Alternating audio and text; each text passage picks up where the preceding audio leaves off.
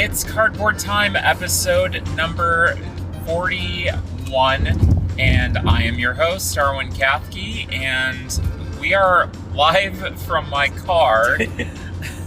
This was basically the only time that I could get something recorded and out, so it is going to be very unedited, it is going to be very unscripted, and a little bit unorthodox, I think. This is raw, this is live, this is as close to coming to Origins with us as you can get. This is as close as you can get to the post-con, like, I'm super excited for conventions and I can't wait to go back again. And I'm also actively falling asleep because we're so tired. We're so tired. The usual episode format I am going to kind of forego. So, Beer of the Day and Shelf of Shame will return on the... Wow, there's a car that's going crazy. Yeah, see, you're going to get the full experience. I was going to say, replacing those things you're normally used to will be Arwen's really creative, on the road, like, cusses and stuff. Yeah, exactly. I mean, it's live, and we want people to feel like they're a part of this and part of the experience. So, yeah, those normal features will be back, but we just wanted, because we were going to talk about Origins, and Jamie is here with me. Oh, hey, what's up? Yeah, I could have introduced you sooner. It's cool. But we, instead of just keeping the post-con talking to ourselves, we thought that we would include you in on it as well, and plus it gets me out of my, 2-week obligation, so. I also feel like, I don't know about you, but I've already been getting people asking me, like, hey, what was the coolest thing about the con? What'd you like? How was it? How'd it go? Yeah, tons. And I love answering those questions, but it's so much easier for me to be like, hey, check out this link. I already talked about this. Just go to episode 41 and you'll find out. Yeah, what a magical weekend. Holy this moly. Really was. It was so good. I know that we have talked, like last time, one of the biggest episodes I get comments on was kind of our bonus episode, talking about Origins 2021. Well, here it is 2022, and hopefully we can get those same remarks again. We're a year older. We're a year more experienced. I wouldn't say wiser. We're a year more degenerate. Yeah, exactly. We're a year more old. That's one thing that we definitely are.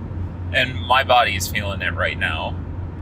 I refuse to acknowledge the fact that my body is too, because, once you start thinking about it, it starts being real. And that's not how I choose to live. Yeah, that's true. And I think once I get a good night's sleep tonight, maybe have a little bit easier day tomorrow, I think that I'll be recovered and ready to get back to the grind of all of these games that are sitting in my trunk, in my back seat. I'm surprised that we don't have any at your feet, Jamie, although we did move the seat up. We had to really seriously consider leaving one of our suitcases behind, all the clothes, just getting rid of all of them for more board games. We did leave the water. Because our priority is north. Yeah, you're right. The water made the ultimate sacrifice for a bunch more Chip Theory bags. Oh, so many Chip Theory bags! Oh my god. We will definitely talk about that. So why don't we get into the games? Let's talk about what our acquisitions were. Listen, I don't know about you, but I've been in the games for the past 5 days. I'm not out yet, so let's keep going. I know from my side, I have a list here of things that I acquired. I got New York Pizza Delivery, which is something that I talked about on the last episode, being excited about picking up from Heirloom Games. Gift of Tulips and Studies in Sorcery from Weird Giraffe. I was looking forward to those. Got to meet Carla Cobb in person. And that was pretty awesome. And the rest of the Weird Giraffe booth it was amazing people. We love them. We love their games. There's something about all of their games that really just kind of stand out. There's just something a little bit different about them. Absolutely. Which we love. I picked up Fossilis finally from KTBG, and I'm going to throw out a bunch of letters because OFPG has KTBG as a sponsor, and Fossilis was one that I was kind of on the fence about when it came out, and I really should have picked it up then. But after meeting with KTBG and having a wonderful sit down with them about their company and their mission statement and how they operate, I think that we're going to be hearing a little bit more from them on the show in the future. So what you're saying is, thanks to OFPG, you got Fossilis from KTBG. Yes. And you want to play it ASAP. Yes. Okay. Yes, I do. One other thing that we had talked about, and Jamie, you got a copy of Creature Comforts. I sure from did. KTBG. That is one that I don't believe has been on the show quite yet, but I feel like it's going to be on the show coming up. Oh, it absolutely will be on the show coming up. We have something like kind of in the wings, waiting in the wings for a little bit of a surprise regarding Creature Comforts. So yeah, get a little hype. I'm very excited about that. I can't say anything right now, but yeah, it's going to be pretty awesome. Reincarnated. Let us talk about this. Man. And this we might get a little bit more into depth, talking about the mechanics and review it, because we actually had time to sit down with the game. This was from Doolittle Games, and they're actually a local company to the Columbus area. Ohio natives. And, Matt, one of our listeners, if he's listening, hi, Matt, clued us into this one. And Matt is a pretty good friend of mine, and we've gamed. And he said, we love, I should also mention his wife, Lori. Jeez, I almost forgot. They said, we love Reincarnated. It's a fantastic game. You need to check it out, whatever you do. So we had our media first look right before anything else. So basically the newest, hottest games that were coming out at Origins, they had us come in for a couple of hours and sit down before anybody else, kind of take a look at them, talk to the publishers, get some ideas about what they were, and get some in-depth time with them. So we actually did see them there, and then we picked up our own copy. So late at night, we got a game of Reincarnated in. And Jamie, what did you think of Reincarnated? I really liked it. I still need to spend some time with it before I really understand the nuance of it. But I thought it was it was an easy teach. It was really lightweight, and but also, I mean, there was a little bit of depth of strategy, but like I said, I think getting to know the cards, I think, will really unlock a lot of the potential of the game for people. But it is something that's totally approachable by new players too. Yeah, and I really like the hidden victory conditions, although I feel like by the end of it, with a two-player game, we both knew what each other's victory conditions were. Yeah, I think it'll be a far different game with multiple players. Mm-hmm. And I think, just again, first blush, first time we even touch the cards, my only worry is that, as people get more experience with it, if you're playing with a new player, it might give them an unfair advantage, but who knows? That remains to be seen. And speaking of touching the cards, the card quality in that game, beautiful, luxurious. That nice. Oh, that finish on them is absolutely wonderful, and and the art's beautiful too. The art's beautiful. The graphic design is really well done. Very, very straightforward in the iconography too. You get to easily see at a glance You know exactly what you're trying to do, and the card lineup that you're drawing these cards from. Basically, you're trying to evolve into different creatures, and you get these different karma cards that have these different powers.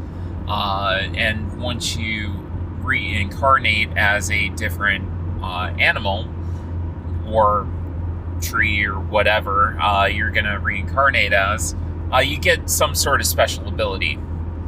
And your scoring is based off of an individual hidden scoring condition that's actually hidden to you at the beginning of the game. So I thought that was kind of cool because you don't know necessarily what you're doing right off at the bat. And there's ways of getting to see that pretty early, at least there was for us. Well, it's a really great equalizer because I didn't know what I was doing by the end of the game. So, it gave me a little bit of a grace period before you picked up the strategy and beat my butt anyway. So, yeah, it was definitely a little bit lopsided, but not as much as I was expecting. I mean, I was really rolling and I had stuff going on. I knew that I wanted to end it, and that was another thing that I really liked about it, was the fact that you're able to kind of control the pace of the game as a player. So if you feel like you want to accelerate the end game, you can. And it's all a matter of, am I ready to end this?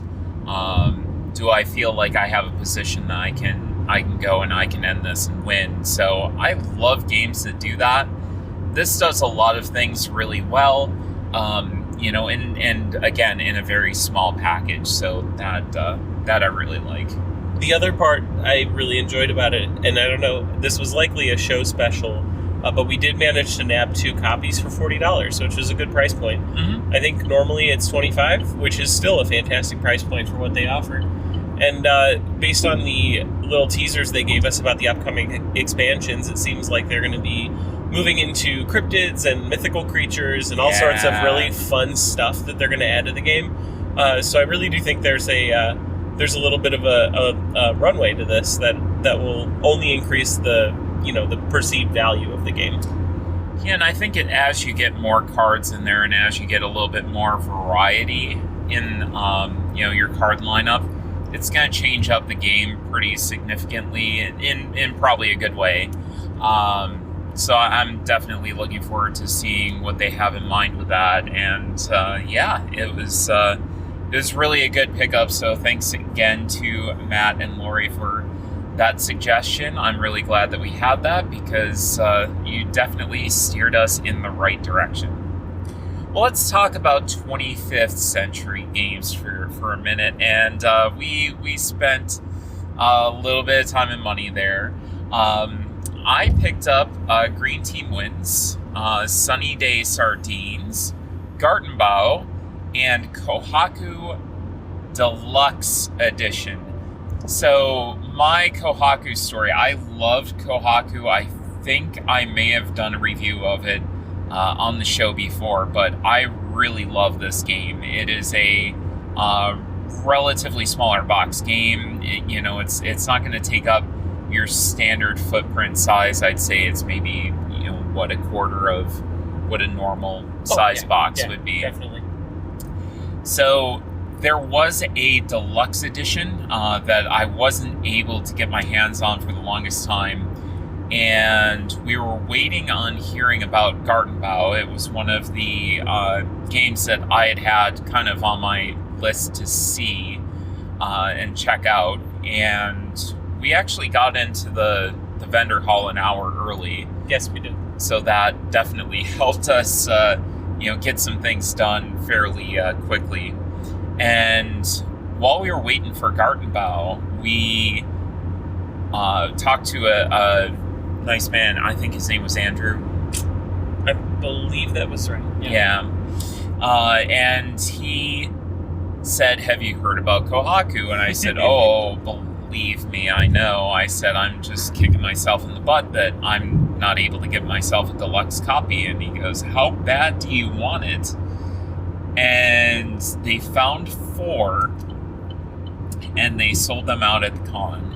And I was lucky enough to get my hands on one of those 4. It was so amazing. Like, I could not believe that I finally have this. I haven't opened it yet.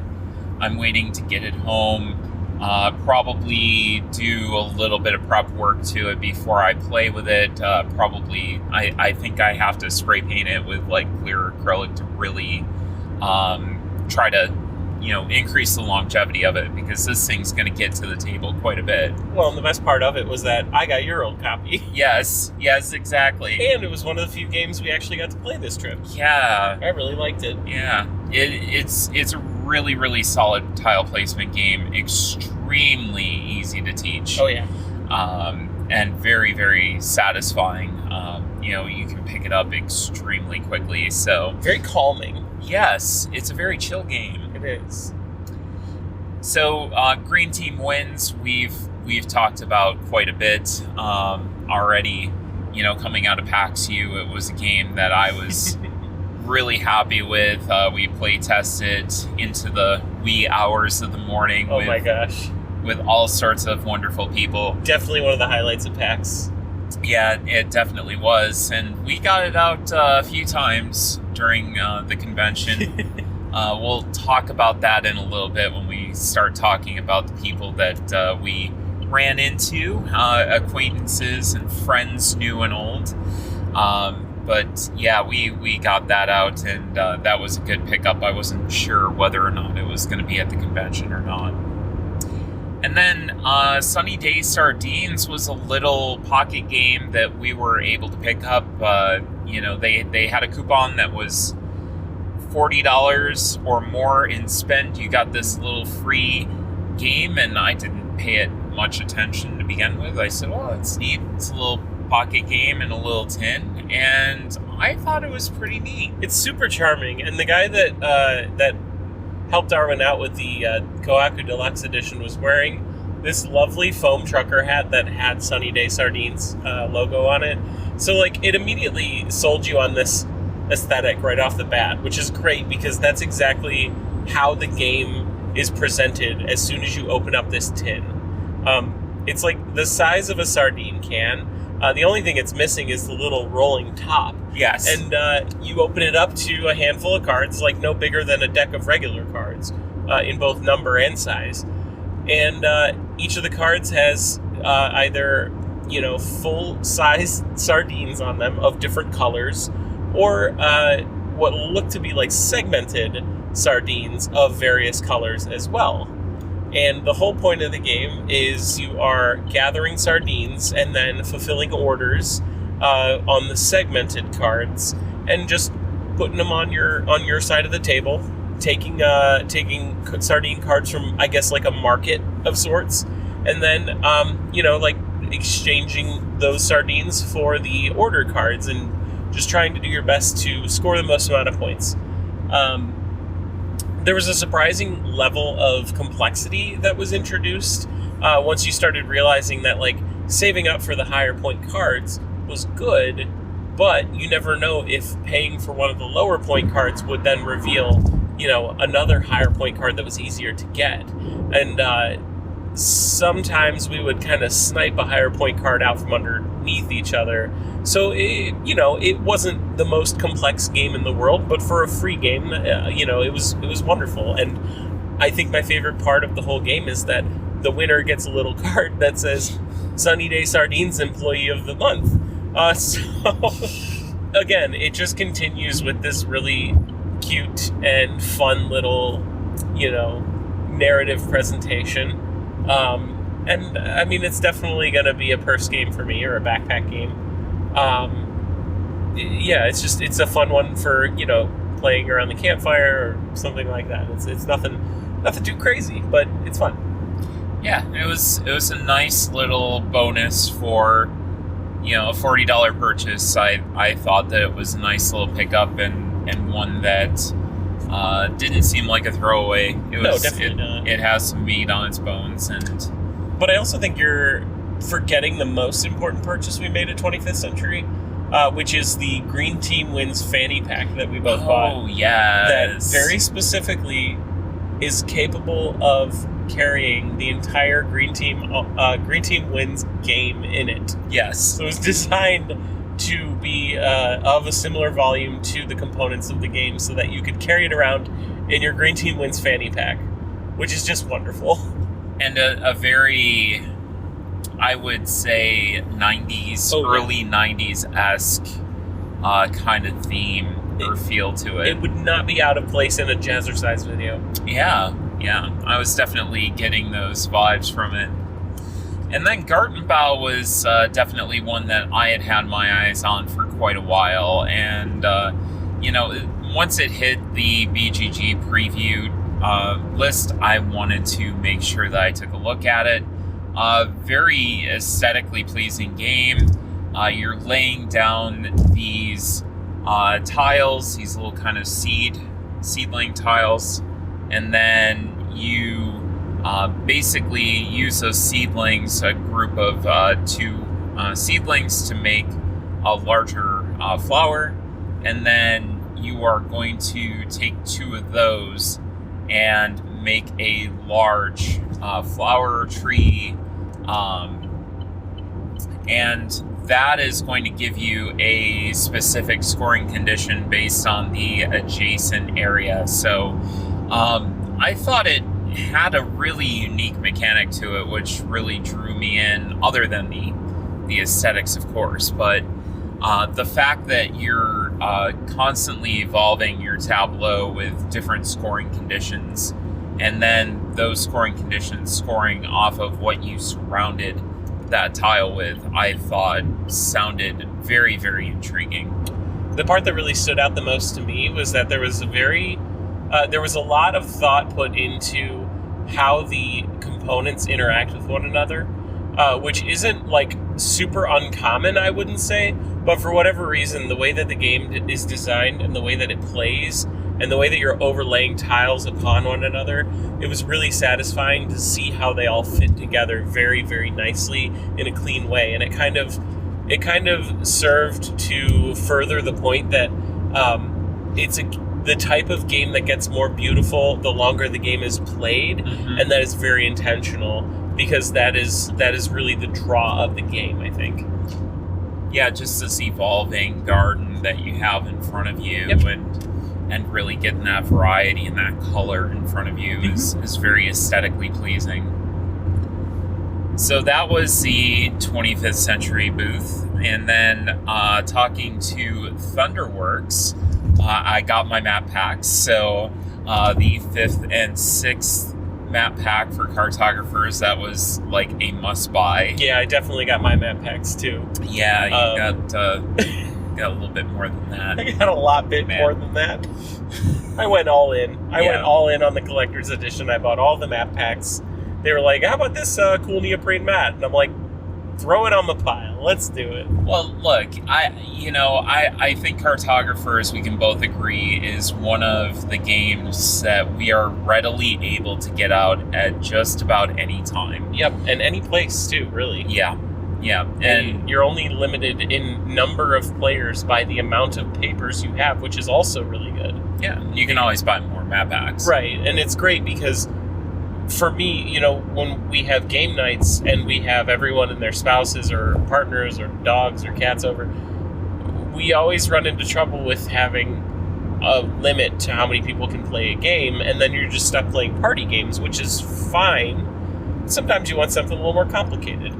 So, And it bridges that gap really well, being the quintessential verb and right game that you're... I think that was... Sorry, that was a comment that we had talked about. We'll bring up later when we talk about our favorite things that happened. One of our friends doesn't like the term blank and right. So there were some discussions that were had. We'll just say that. But yeah, I mean, any Cartographers map packs I'm going to be in on, and looking forward to getting those out to the table. And then I saw that they had the expansion for Role Player Adventures, which is one that I had my eyes on. I was just going to play it normally, and talking to Keith Majedka from Thunderworks, we actually found out that you kind of have to have it integrated with the game because of how it works, and it just sprinkles everything in really nicely. So as you're going on, this lore is kind of added throughout the story, so it's spread out. It's not like a little separate adventure, kind of what I thought it was. So yeah, they got me on that one, and I figured since I hadn't played it, I might as well just start off with the expansion in there and throw that extra lore in there. And speaking of role player, I was going to bring this up. Yeah. I actually managed to get a copy of Role Player, and it was really fun to sit across the table from the guy who literally made the game while he was eating a brownie and saying, "Hi, I just picked up your game." And he's like, cool.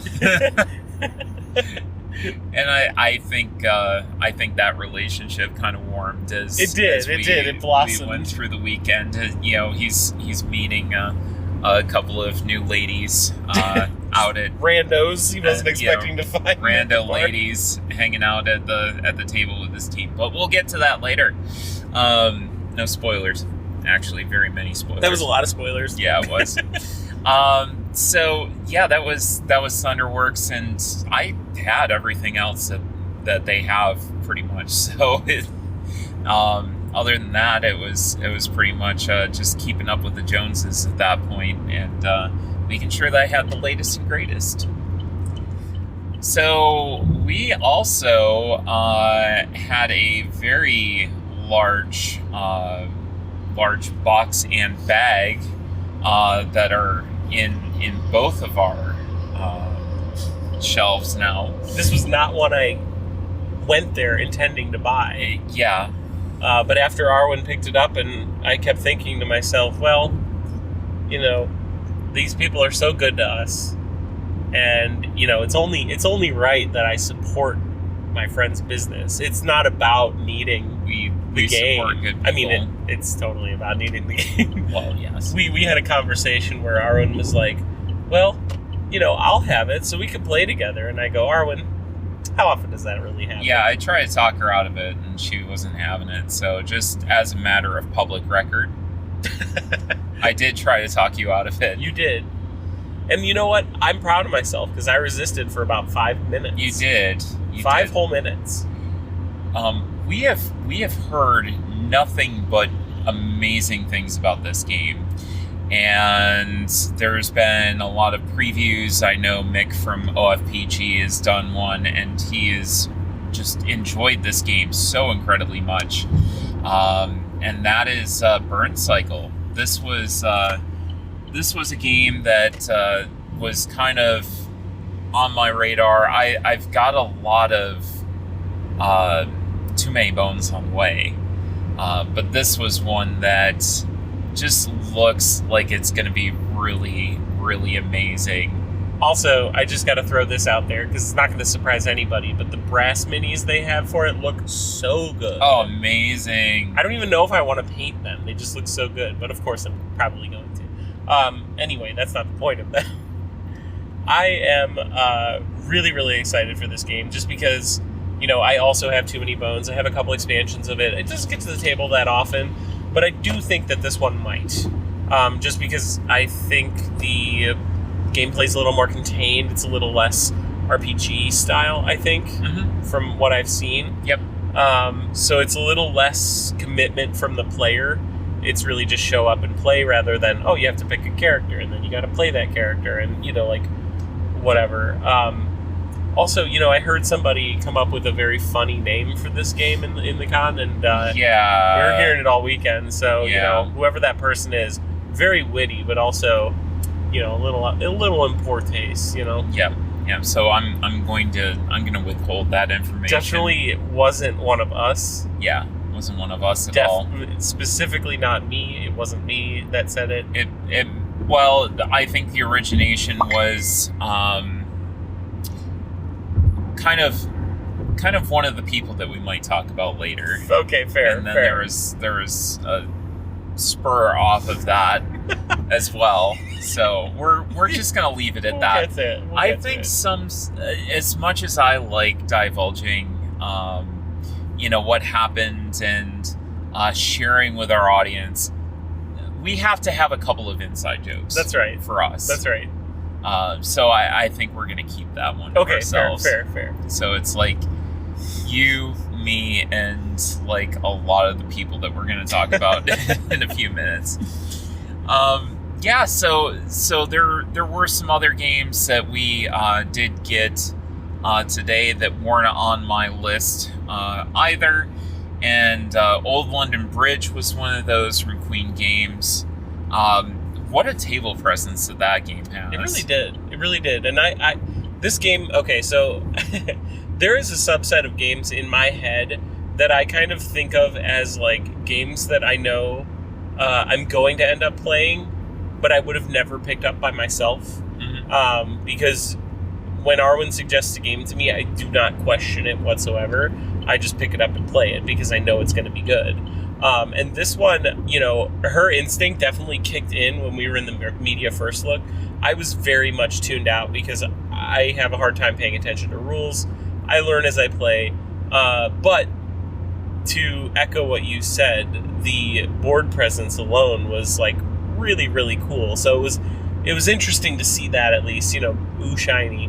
But I do really look forward to trying this because I think like I said, I think your instinct is onto something here. Yeah, and I'm always attracted to a 3D component. I think that's no secret. I've made mention of that quite a few times on the show before, that I really, really like a nice, well-produced 3D element that I can interact with. I'm a very spatial person, being an engineer, so those kinds of things really excite me, really grab my attention, and at least get me to take a second look at a game. And this one seems really interesting. You're basically putting buildings in order, and there's it's not necessarily a rondel system per se, but there's a little bit of something similar that's going on. I'd say it's maybe between a rondel and the mechanic from Tenpenny Parks, where you have your discounts on your tiles. I think that it's very similar to that, and when I do the review of it, I will definitely kind of explain that a little bit better once I get my hands on it and can kind of digest it a little bit more. So I'm excited about that. I'm also excited about finally getting to play Nidavellir, and I'm hoping I'm saying that correct, from Hachette Games. I'm really, really looking forward to that. I've heard a lot of amazing things. And while we were looking at that, Danny Lowe also mentioned that In the Palm of Your Hand is a really cool Dixit-looking game, but basically where people have to guess a correct card, so something in the vein of Dixit or Mysterium. But the components, the way that you get people to guess is that your guesser is going to close their eyes, and then their partner is going to use objects to kind of trace out a story for them that's going to pertain to a card. And then the other team has to select a red herring card. So it seems really unique and very different.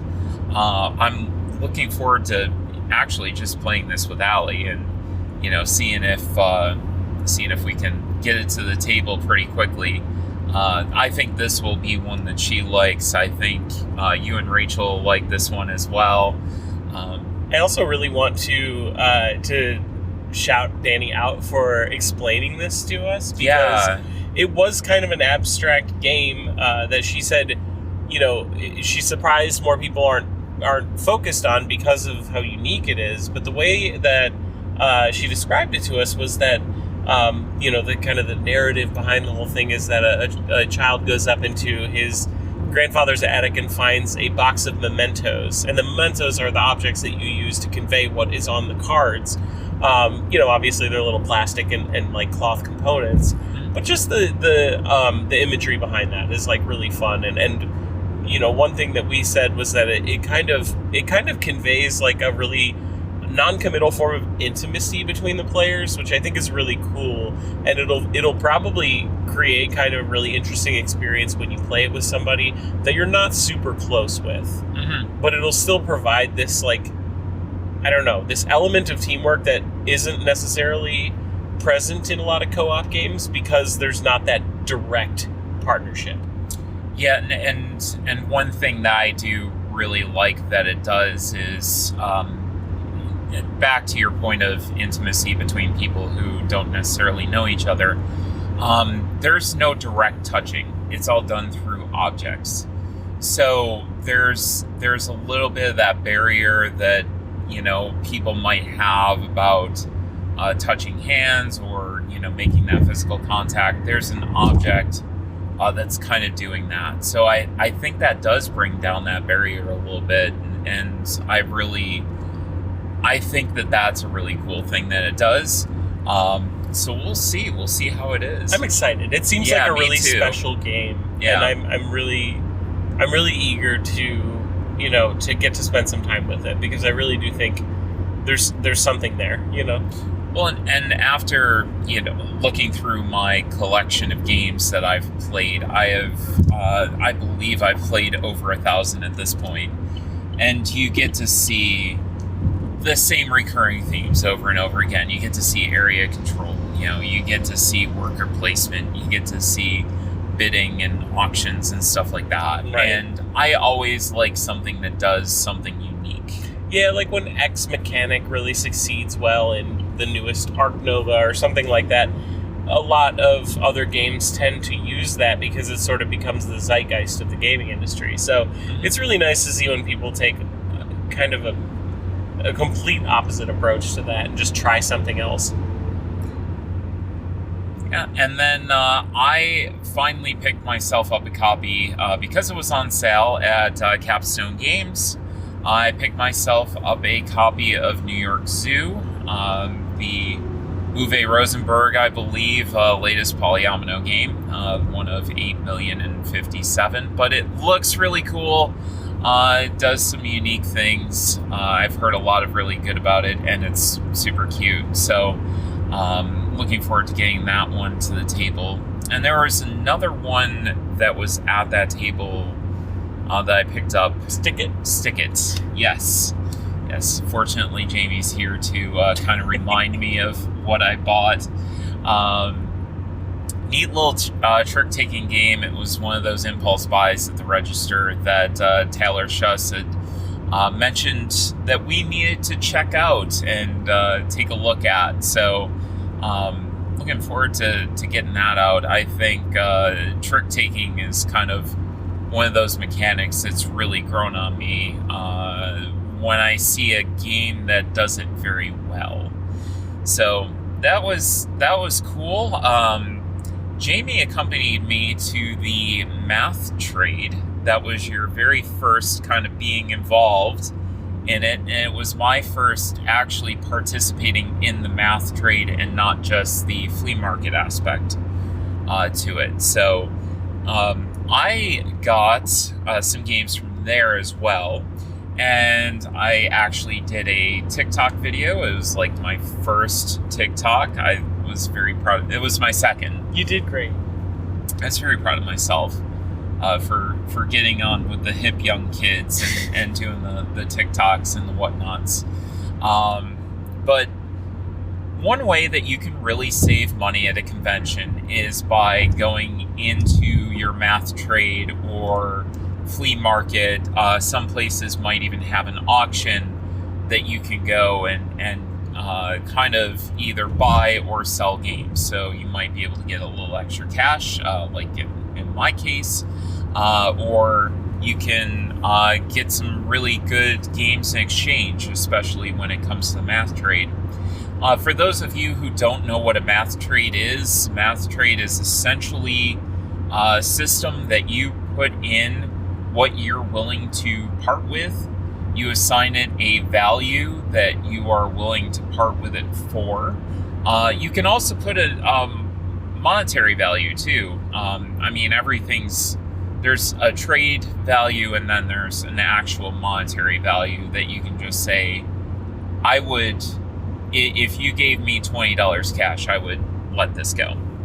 And then the system matches you with people who are willing to do the same thing. Get rid of something that you want. So you put in all of your wanted items and what you would be willing to pay for them, essentially, or trade in value of your own games for them. So there's an algorithm that handles that. You're not necessarily directly trading peer-to-peer.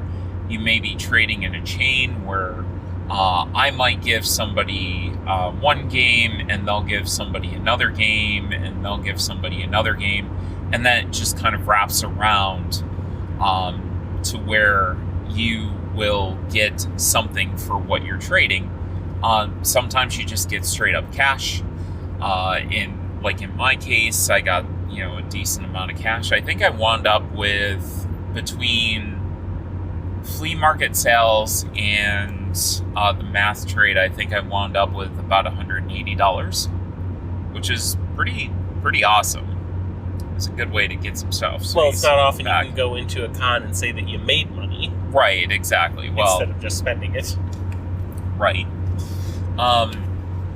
So as far as what I got, I did get Euphoria and its expansion. That is a game that I've had my eye on for so long, and it was finally time to get it.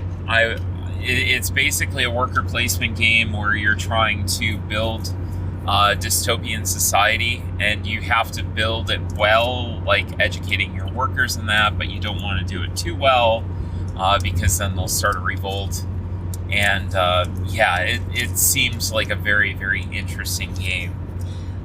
Race for the Galaxy, Alien Artifacts expansion for a amazing game that I absolutely love. The Witch Trial expansion to Lawyer Up, they'll change the mechanics up significantly to that game. I've talked about Lawyer Up a couple of times on the podcast, and it's just a really, really solid two-player tug-of-war game. Emos War is one that I had my eye on a few times, and finally will be getting to my table at some point. Gun Kimono, Five Tribes is one that Roberto Lopez from Sheer Boredom, who we'll be talking about in a little bit, recommended to me and said, how have you not played this? Come on, you got to play this game. It's amazing. So that was kind of one of the games at the top of my wish list that I really wanted because it came with such a high recommendation for him. So I needed to make sure I picked that up. Kingsport Festival, it's one that's kind of a reskin of an old classic game that's a favorite that my mind is slipping on right now. It's been a long weekend. But it's like a Cthulhu version of that. And then La Isla is a Stefan Feld game, so of course, I didn't put too much on that, but I did wind up picking it up, and it's a Stefan Feld, so how can you go wrong with that? Yes, I am a fangirl. Kingsburg is the game. Kingsburg, yes. Yes, thank you, Jamie. You're welcome. Kingsburg is a very big favorite of mine, and I really want to see what Kingsport Festival is going to bring to that. Jamie, being your first math trade and your first real experience with it, what did you think? Well, I think you made out like a bandit, but it was also Yes. really fun. The chaos of it was exciting, and everybody walking around looking for each other, and I don't know, it was just kind of fun. It was cool to be a part of that whole churn. And the interesting thing to me that I feel I noticed was that the people that were there for the math trade and the flea market were not people I remember seeing in the hall, which is really funny. chances are they were playing games. But, still, it was like, there were a few faces I recognized from the math trade for the rest of the weekend, but generally speaking, I didn't see any of those people. There are definitely people that will come in directly for the math trade and then leave. Wild. It's kind of crazy. It's cool, though. I mean, it was a really, really cool experience, and frankly, I think I'll probably be doing it the next time I go to a con. I just think it's a really great way to turn your old games into new games. Next time that you go to a con in 52 days from the recording date of... Yeah. Yeah. Maybe. I don't really have any games I want to put up there, but I will. Yeah. Maybe. I don't know. Yeah. I probably will have some games to trade myself. Well, nobody's going to want the doo-doo games I've got. The old doo-doo games. The old doo-doo games. You would be surprised. Somebody bought the McDonald's game. The McDonald's game, which apparently is pretty good. Yeah, that's what we heard. He just said that his wife didn't like it, so... Poor guy. Oh, well. Yeah, sometimes you gotta get rid of those things and get some shelf space. Yeah, exactly. He's doing the thing. So, any other takeaways from the math trade? Not in particular. It did really seem like a great idea for somebody who may run a board game cafe or might be interested in running a board game cafe, because it seems like you can really get your hands on some games for very little money. And outside of that, I don't necessarily want to encourage people to maybe ruin a math trade by doing that sort of thing and making that the popular way to do it. But I do want to point out that it really truly is a great way to reinvest in your hobby, which is something I always try to impress upon at my store, which is, if you can find ways to mitigate the cost of new things to you by getting rid of your old things, I think that's a great idea. And I think the fact that somebody's facilitating that and making it easier on everyone is super cool. And I think one of the things that really always stood out to me is that both of these, both the flea market and the math trade, are run by people who just volunteer to run it.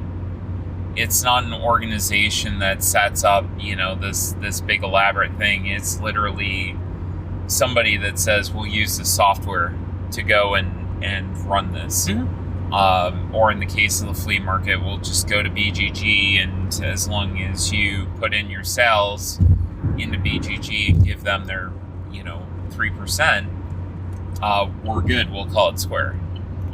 And I think that a big debt of gratitude is owed to them. Oh, absolutely. For doing what they do. It's always a fun little activity that we get to do during Origins, and it's one that I look forward to because it does kind of clear the shelves out a little bit. I've gotten to the point that I have started to get that backlog of games that I needed to get rid of, and I won't have a huge amount probably to trade at Gen Con, but I'll still probably participate. Just a fun time. Yeah.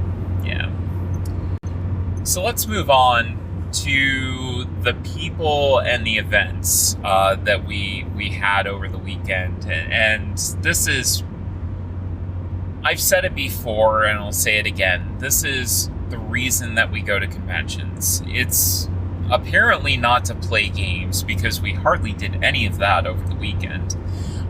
It is literally to go in and meet up with people and hang out and see people and get to see those old friends. And I think that's one of the reasons that we really went to Origins this year. Yeah, I mean, absolutely.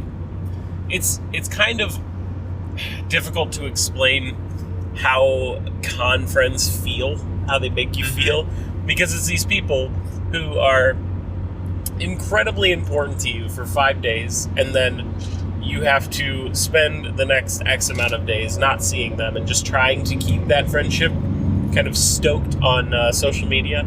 So it's a weird relationship in our modern world, but it is really, really great to get to see these people and spend time with them. And I think kicking it off with an event like that is, always good. Yeah, and it always just kind of renews and rekindles that friendship, and it's somebody that you haven't seen in a while. Right. So it kind of breaks that ice a little bit. Yeah, you want to get back into things with them. You want to know what they've been up to and what they've been doing. And for a certain amount of that, you already know because you've been hanging out on social media and following them and seeing what their accomplishments have been, and you just get to. It's like you said, a very, very weird relationship, but a good one, I would say. So I would say we should start this off with the mixer on Friday. That was pretty cool. That was really cool. I like that they set aside some time for us to kind of both do the media first look and the ability to just sort of mingle with other creators. Because I think that was a great way to get to know people and also spend time with people we already know but haven't seen in a while. Without having to also contend with our attentions by meeting with developers and people who are trying to sell their games. So it was a great opportunity because, we got to speak to people like Rich and Roberto that we haven't seen in a while and just sort of reestablish that relationship, and then meet new people like Ash and Misty from Queer Tabletop, and, like other people that we have never encountered before that are right in our own backyard, Yeah, and Kim from Tabletop Rebellion, I saw that day and then today, and that was it. Like, I didn't see her the rest of the time during the convention, and it was just nice to have that ability to get to talk shop a little bit. What are your challenges? What goals do you have? What are you trying to accomplish? Well, and it kind of led to a conversation that I'm still sort of rolling around in my head with Tina at Dragon Shield today. She was not somebody we saw at the content creator thing, but she is herself a content creator. But this idea that like maybe there can be a central place where we can all communicate and share those solves that we've had for those problems. So I think it's really great that Gamma created the space for that sort of thing, because it does allow for capitulation into new realms like that really are just going to increase the quality of content that all these people are going to be putting out just by sheer effort of collaboration. Yeah, and speaking of Gamma and what they brought to the table this time, I will say that the media experience, like you said, there were some great events. You had the first look, you had the speed, not dating, but networking, where you would go from table to table and talk with publishers and get to make that connection very early on. Originally, we were going to go down Wednesday just to go and play games and hang out. And that's funny. Yeah, I know. I know. That did not happen. But I think, that was interesting. Your car got angry. Yeah, my car got very angry at me. I think that's so key, is getting that done and out of the way early so that you are able to go and make those connections and have those conversations during the rest of the weekend and be able to have those dialogues, and really by the end of the weekend have a nice relationship where if you're a good fit for somebody, you're going to go and you're going to have something set up. You're going to go, and before you leave, you're going to have kind of a plan of what you would like to do with somebody. And there's always meetings, and we did our meetings early, thinking that we were going to get them out of the way and be done with everything, which, again.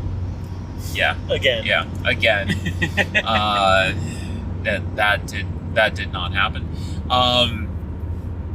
but having those events was really awesome. I'm really glad that I had already planned on being down there Wednesday, and I guess Tuesday's the new Wednesday, so I got to see when I book the room for next year, whether I want to go down on Tuesday. Yeah, before you know it, Gamma's going to be a whole month long. It's gonna Origins is just going to be life. Right. We're just going to live Gamma. it. We're just also Gamma, but I'm so tired. Yeah, Jamie's tired. I'm tired. The brain no work. Brain no function. But yeah, and the other thing that was set up for us was interview space. Yeah. And there was a little bit of a communication issue that came up, which leads me to my first interview that we did with Taylor Schuss, who did Stonewall Uprising, produced by Catastrophe Games. And I've talked on and on about this game, but we were supposed to be up in a skybox. There was some miscommunication that happened, and basically we sat down in front of Crimson Cup Coffee Shop and just chatted. So we had some background noise. I haven't been able to listen to the audio on a computer yet, but I think from the preview that I got out of my Zoom H6, I think that it's going to be good. And I'm really kind of proud of that. I think that it really lended a little bit of atmosphere. Yeah, it's going to add a little ambiance so that if you couldn't come to Origins, you can at least listen to the interview with Taylor Schuss and feel like you were there with us. Yeah. And then the second interview was one that we just did today with a company called Foreteller. They do audio narration for board games and audio shows, etc. And it's an amazing story. I cannot wait to bring this story to everybody because I think it's just so unique. It's got those aspects of accessibility, and diversity that we do try to explore regularly on the show. And they've also got this plucky attitude that we love to see in smaller developers and teams. They have that real agile, like, new kid on the block vibe to them, and you can tell that they're all super passionate about what they do. I think my favorite pull quote from that was when Thomas said that they had a balanced party. I really do think, as much as he said it as a joke, I really do think that's the truth. They have such a tight ship based on, 5 people they said that are in their company. And I really do have faith that they're gonna be a pretty well-known name in the RPG space in no time. Yeah, and I think from a board gaming perspective, they already are. They've gotten to be a pretty well-known name within our community. So yeah, those were the 2 interviews that we got done. There's an object on road ahead. Thank you. Thank you for telling me that. Hopefully we can avoid this object that's on the road. If not, you'll hear it. Yep, you'll hear it. If all of a sudden you just hear a bunch of swerving and screaming, you'll know that we did not miss the object on the road. But yeah, getting back to the people, the late night stuff we did. So Wednesday night we went out with the gang from Chip Theory, and we love every single one of them. Every single one, and we've said this on the show before, is a fantastic person. Whether that's Heather or Josh or Andrew, anybody, Amanda, Brian, Salem. Okay, forget Salem. And chief of them all. Yeah. Mr. Chesney. Yes. The Ches. It is not something we keep too close to the chest, our bias and love for the Chip Theory crew, for no other reason than the fact that they are our home base whenever we go to cons, because they are just the finest group of people you will likely ever meet in the industry. And a lot of that is due to the fact that their leadership is so good. Yeah. And frankly, the hand selected quality of their reps is truly unparalleled. So our major thanks and kudos go out to them for being a class act as always. But we ended up meeting them at a really cool little place called the Forge Tavern, was it? Yeah, I think it was the Forge Tavern. And it was this really awesome little kind of pub style board game bar, rather.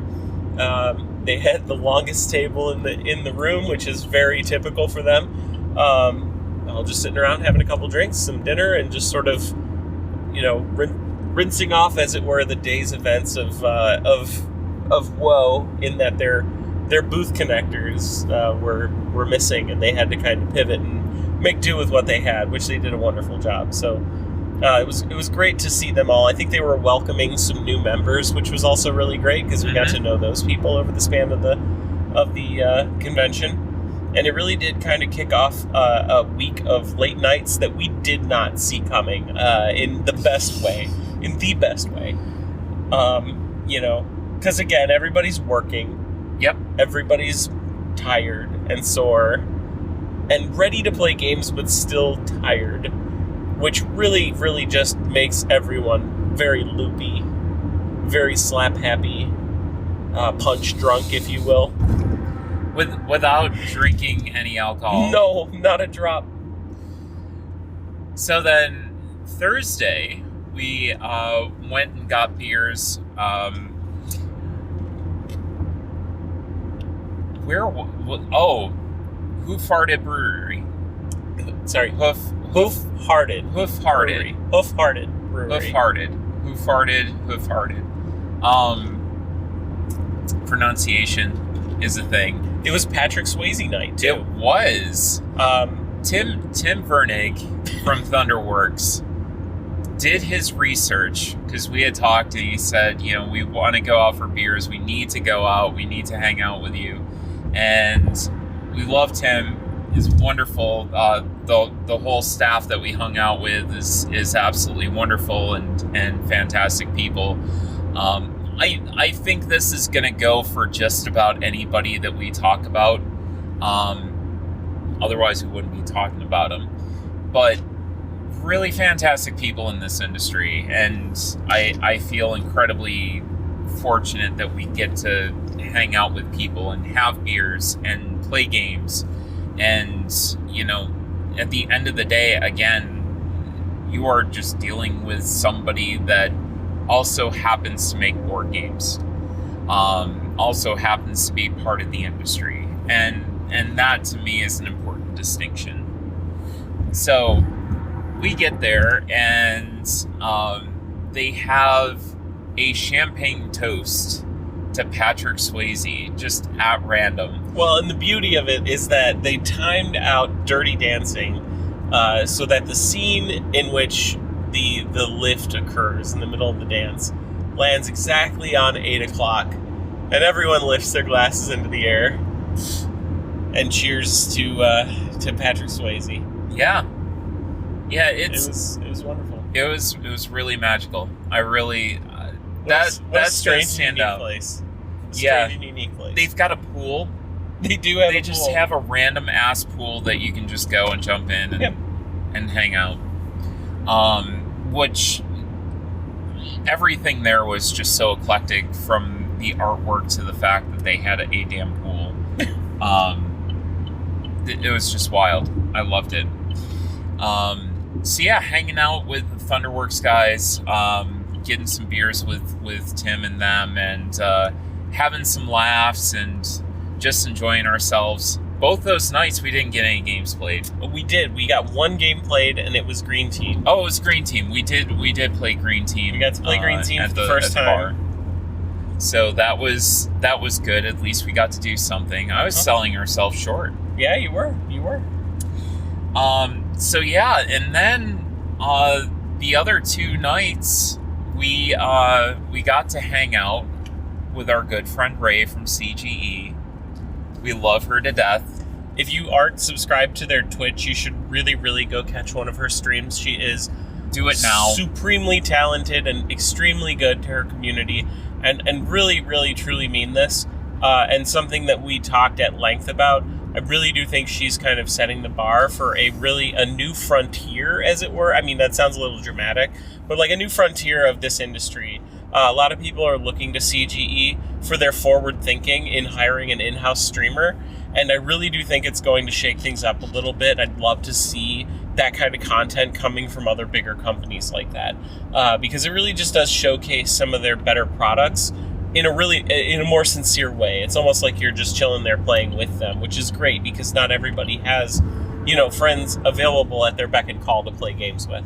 So, it's really great. But outside of that, it was wonderful to hang out with Ray. Thursday and Friday night. Mm-hmm. We were fortunate and excited to spend some time playing some games. We actually went out to Barley's with her and Court from Cosmos and Things. Yes. That was really great too.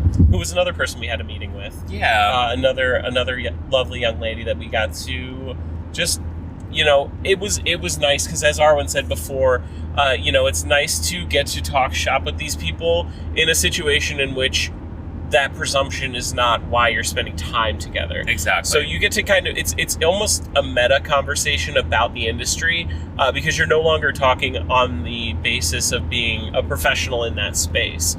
It's more like you get to kind of see the gripes and the groans and the little like growing pains that occur, but also celebrate the smaller accomplishments that happen every day at a con like that.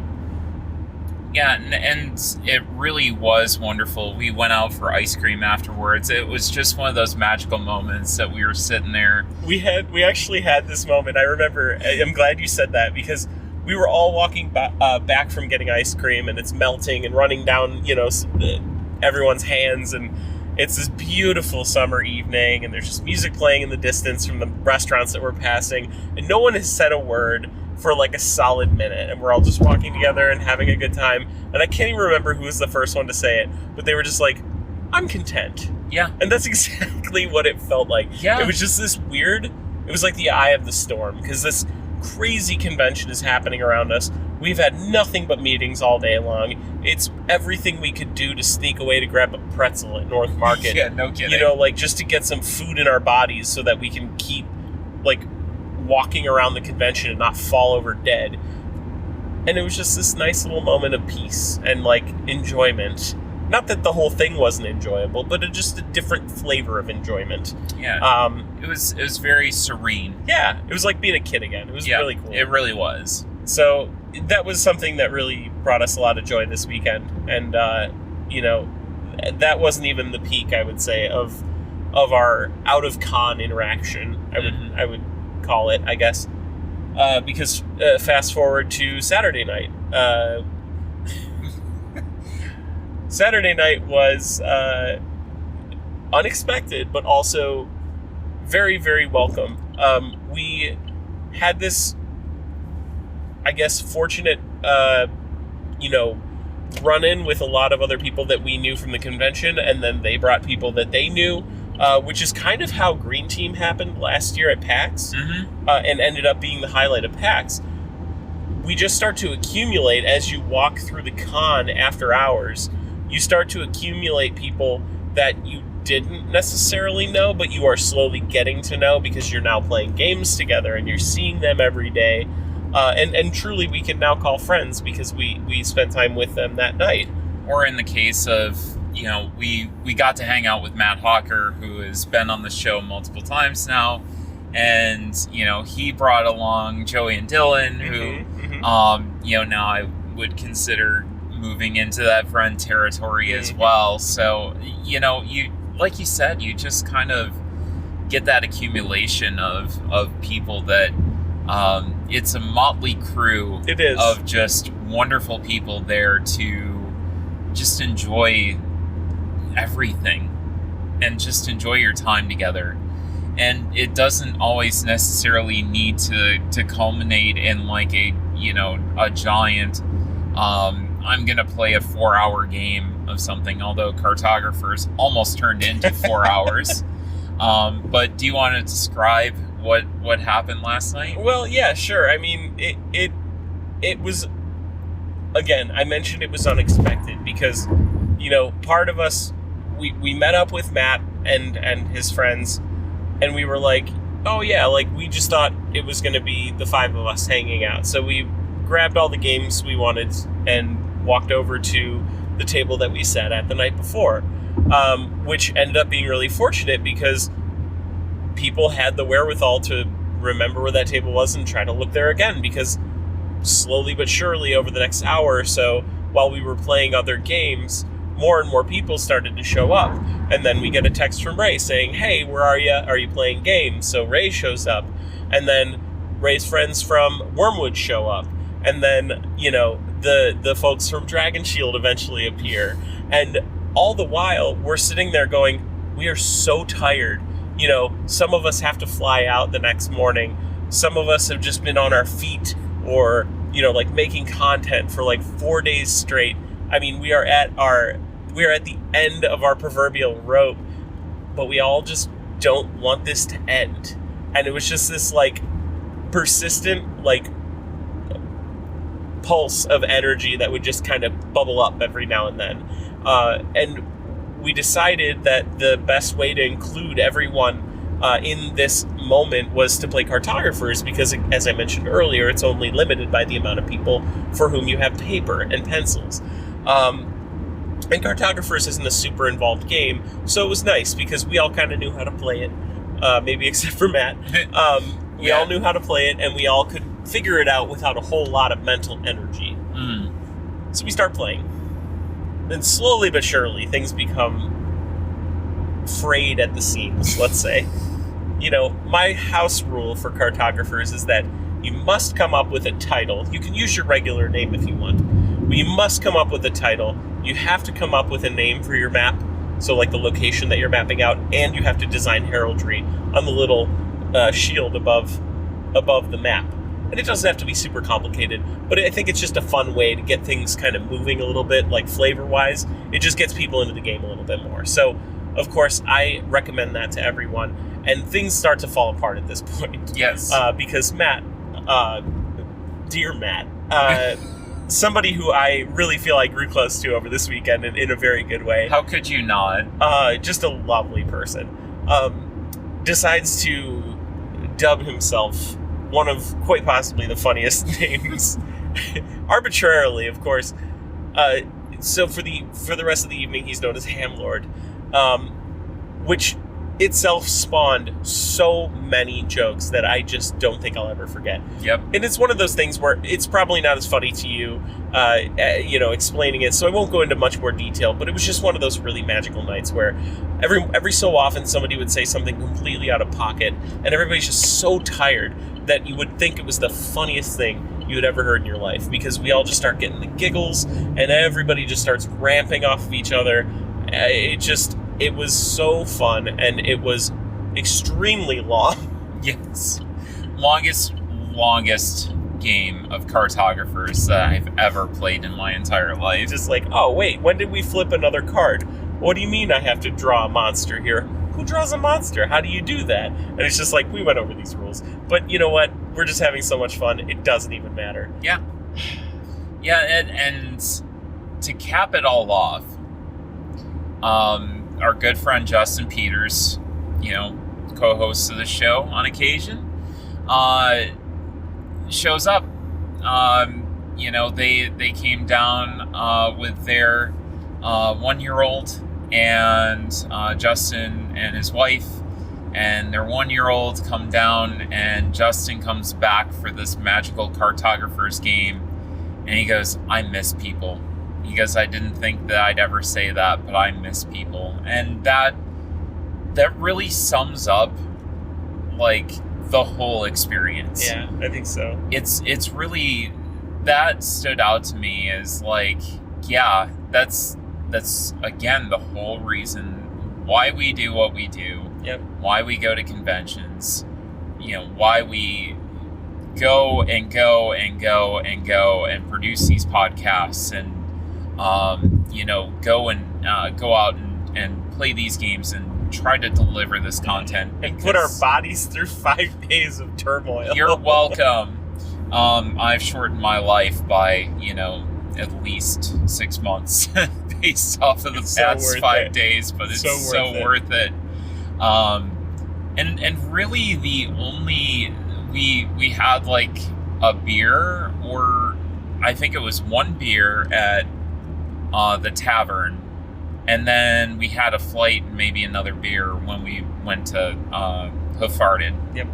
And that was it. I mean, we didn't drink. It was just like constantly being on the go and just being just genuinely punch drunk. It was just wild. So, as we're wrapping this up, because we have 18 minutes until we're home. This flew by. It really did. This is kind of fun. Yeah. Oh, we need to do this coming back from Gen Con, maybe. Absolutely. We'll see. Absolutely.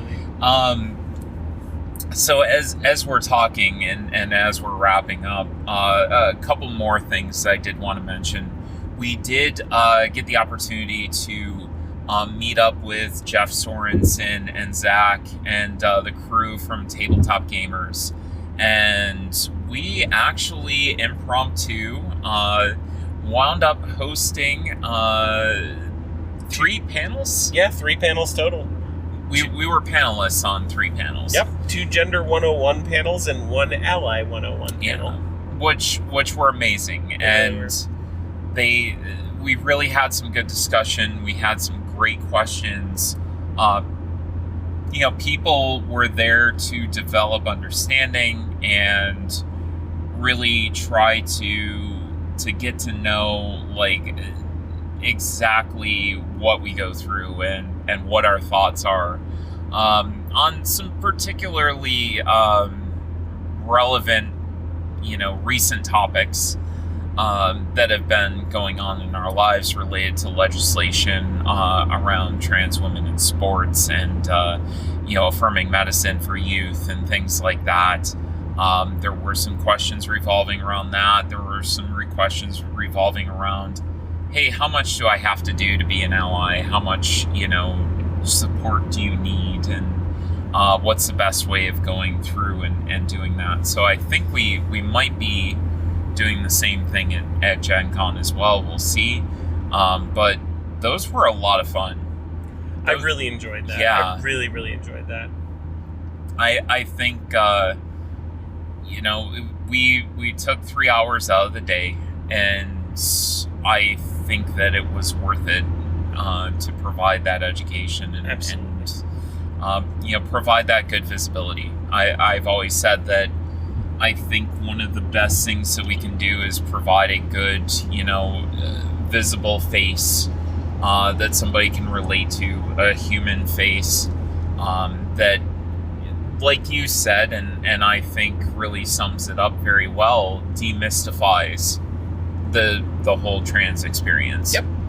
And really kind of okay, I need to stop crossing lines here. Just basically demystifies it and gives it a little bit more visibility. So, I mean, I'm sure I'm forgetting some things that happened. We really love the hotel. We really, I was so happy that we were so close, because we wound up right across the street from where everything was happening. So I don't think we could have had a better location at all. Maybe at the Hyatt, because you're inside, and it would have been a lot easier to facilitate the math trade if it was just downstairs that we didn't know it was going to be. But we'll have to get ourselves one of those squeaky wagons to carry everything God. the next time. Okay, this woman had this like ridiculously squeaky wagon that desperately needed WD-40, and like you have these giant halls that you're in, and the gaming area was in Hall C, and the vendors were in A and B, and this woman is taking this wagon of games, and basically carting it from the back where all the gaming tables were, the main gaming area, and carting it all the way to the front, which these halls don't do much to dampen sound Would you agree that it's like maybe a quarter mile wide? Yeah. And Yeah. so she's dragging this squeaky wagon from the back of the con to the front of the con. And every rotation of the tires, it squeaks so loud. And it just never sounds like it's ever getting further away. Right. It just perpetually sounds like it's directly next to your ear. And again, we're all laughing our asses off already. Only to be, continuously bombarded by this squeaky wheel. And we're sitting there and we're like, she had to left the hall by now. Like, she needed to, like, there's no way that she's still in the hall. And it just kept happening, so it was just wild. But we also love Clifford from the hotel. He was wonderful. Anytime we left, he was a delightful gentleman that said, now you ladies make sure to go out there and claim it today. And I think that's exactly what we did this weekend. We claimed it every day. We claimed it every single day. Thank you, Clifford, for starting every single one of our days off with that energy. Yeah, that was much needed energy, especially at 8 o'clock in the morning when you wanted nothing more than to desperately get a cup of coffee and a bagel or a muffin or something to get into your stomach so that you had some sort of fuel to go off of. So, you mean other than like cough drops? Other than cough drops, the cubic morsels of goodness that were cough drops, which really saved us during the convention because we have talked so much to so many great people, and I think we've made some really great relationships. To continue bringing you some amazing content, and I know that my focus has definitely been reinvigorated. The past couple of months have been a little bit difficult to keep on schedule and keep that focus. A lot going on, both in personal and public life as well. With the legislation that's going on, there's just a lot of mental drain that I think is going on in the community right now. So having that ability to go to Origins and kind of rejuvenate and refresh and have that space where we were safe, as we were talking about earlier, is incredibly important and just, I think, really got us going again. It's a great reminder that no matter what's happening at that level, there are always people who have our backs. And for that, we really can't thank you enough, whether it's someone who listens to the show or someone that we mentioned that we spent time with this weekend. It's really just a matter of feeling human. As pathetic as that sounds, the bare minimum as it may seem, but like genuinely, when you're kind of being assaulted on all sides, legislatively speaking, it's really, really nice just to be treated normal, so you can kind of get away from it all for a little bit. Yeah, and that's, at the end of the day, how I think everybody would want to be treated. Mm-hmm. And if you think about it from a perspective of, if I were in this situation, how would I want to be treated? Right. And I think it's not that hard to figure out. So it's a perfect microcosm of what the world could look like. Yes. Yeah, that's exactly it. So 9 minutes to go. I've got to ask, game of the convention for you. I'm going to let you start, Jamie. I'm going to steal yours. Damn it. No, I won't steal yours. You can steal it. My game of the convention, I guess if we're talking about games that I'm most excited to try, I really am excited to try Upper and Cycle. Mm-hmm. Same. I also grabbed Intro Quest for Fate of the Norns, which is a Viking-themed RPG that uses runes instead of dice. So you draw runes out of a bag instead of rolling a die to activate your abilities. It also has a really cool kind of proprietary social combat mechanic that sounds really great. And I'm hoping that it goes over well with my group because there's so much more there. And I cannot remember Andrew's last name, but he took a lot of this historical literature from Norse culture and translated it himself and got the Prose Edda illuminated, which is another thing I picked up. And so it's just got this really rich history and this beautiful artwork that accompanies it. And so the whole thing just has a lot of life and just this really beautiful foundation. So I'm really hoping that goes over well, because then that means there's far more where that came from. Is Tim Hortons open? It doesn't look like it. Damn. Yeah, I'm excited for that one too, because we saw them at the first look, or I think it was the speed networking, and that artwork is absolutely you're just blown away. Gorgeous. It's wild.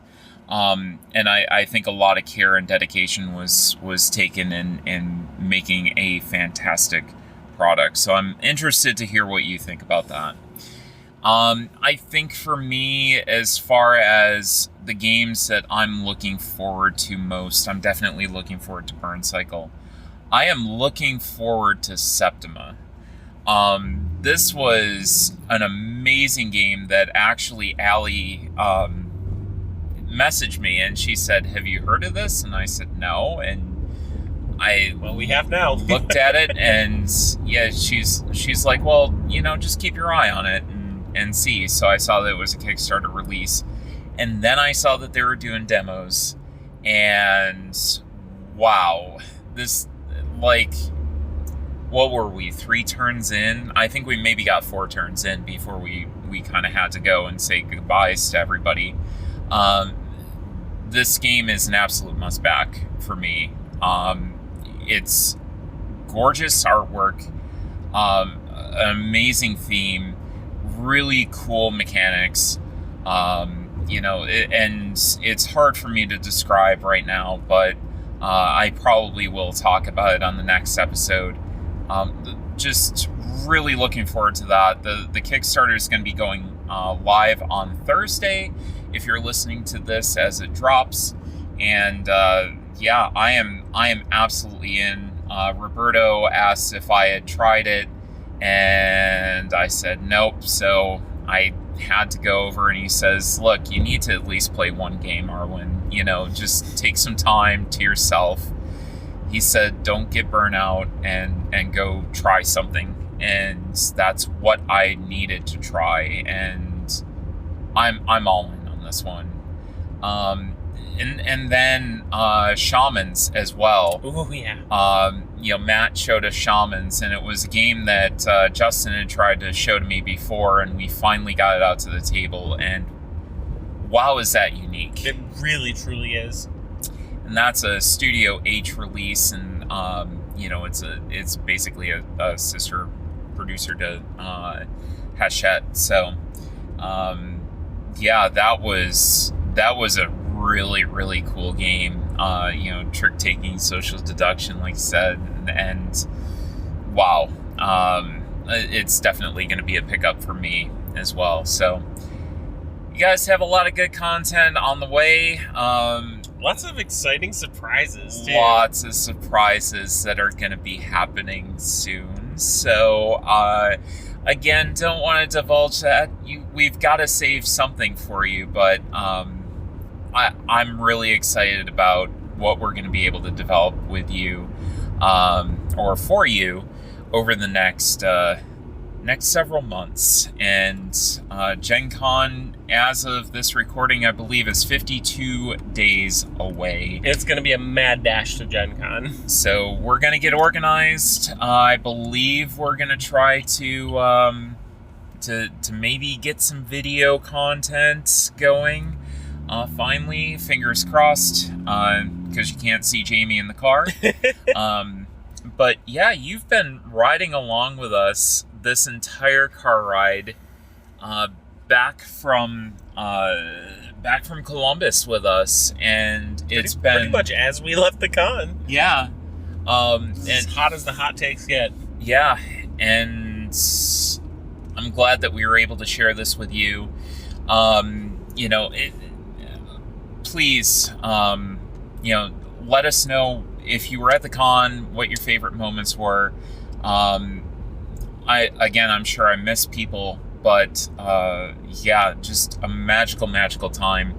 If you want to get a hold of us, check us out on Twitter at cardboard_time. Same thing on Instagram. The webpage is cardboardtime.com, anchor.fm/cardboardtime. Of course, you already know that. You're listening to this. Also Spotify. And that's been it. Jamie, you want to throw your socials out? Sure. I'm Jamie Daggers on just about anything. The only exception is on Twitter. It's Jamie_Daggers. But otherwise, I'm at Jamie Daggers on Twitch, on Instagram. I do my weekly mini painting stream on Thursdays, and I would tell you my shop's website, but we're not selling anything right now, so won't help you to have it. Exactly. Well, Jamie, thanks for riding along with us. Thanks to the listeners. Beats walking. Yeah, well, that's very true. That would have been a long walk. So, everybody, again, thanks so much for listening, and we'll see you in another 2 weeks for another episode of Cardboard Time. Happy gaming.